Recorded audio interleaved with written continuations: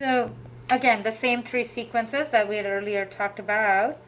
And then this is the left side of his brain, right side of his brain. It's like not even easy to see this on this screen because I saw it on a big screen in the radiologist's room. I don't even see it on this one, honestly. But it was somewhere here, okay? It was somewhere here that did not correlate to these two at that time. Let me try one more time.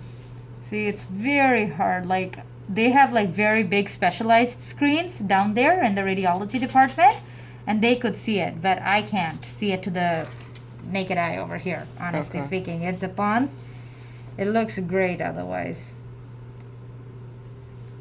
Okay, and there was a tiny ditzel over here, again, which you can't see over here, that did not correlate to the other three sequences that I had pulled up. So I don't think he's had a stroke, honestly speaking. And that's what the radiologist said too. And he never called it a stroke on the actual read. He called it a possible area of diffusion restriction.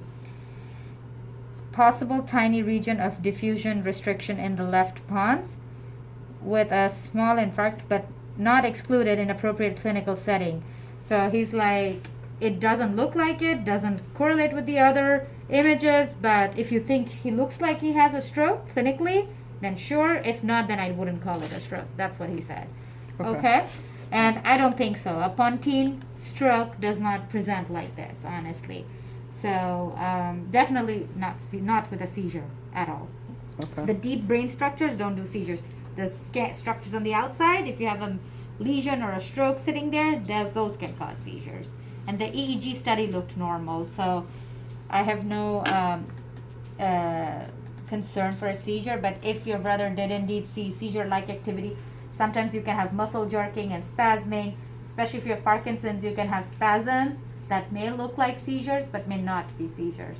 So I just like monitor and see if this happens again a couple of times. I know he sees a neurologist in Erlanger, right? So He does. I would suggest following up with them outpatient and see what she recommends. But you know, abnormal activity of the arm is not always seizures. It can be muscle jerking, spasming, lots of things. He said he saw one arm. That's what woke him up. And then when he got over to him, he said, "What's happening?" Yeah. And he looked at him. Voice he was looking up, and he said, "I don't know." Yeah. And then he said, then the other arm started shaking.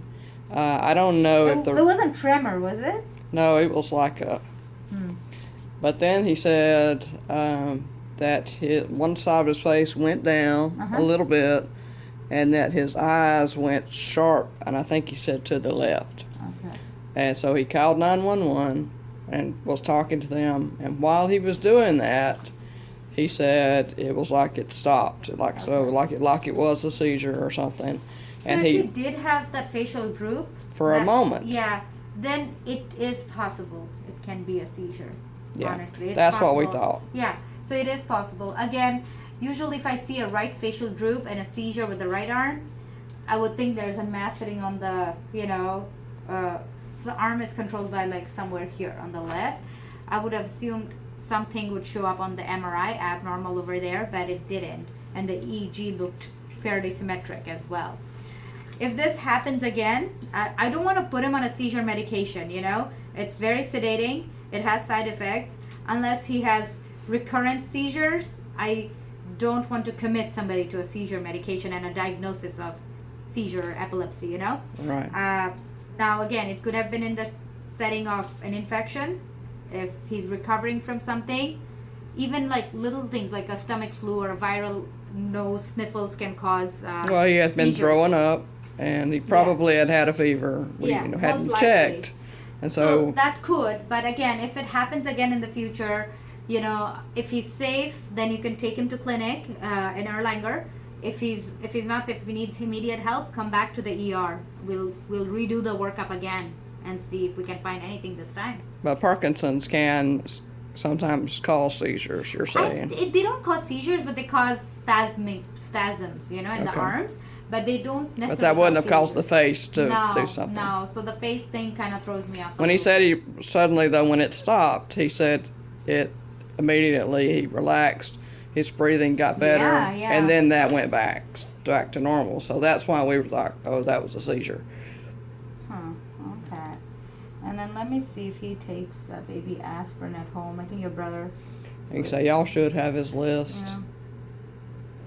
Yeah. If not, I don't see a baby aspirin on his list. Okay. So Okay. I would recommend just taking a baby aspirin at home, just in case. It'll right. help with stroke prevention. just as an well. 81 milligram. Yeah, low dose. It's over the counter. It's available. Okay. Sounds wonderful. All right, Mr. Pippin. You take care. Recover soon.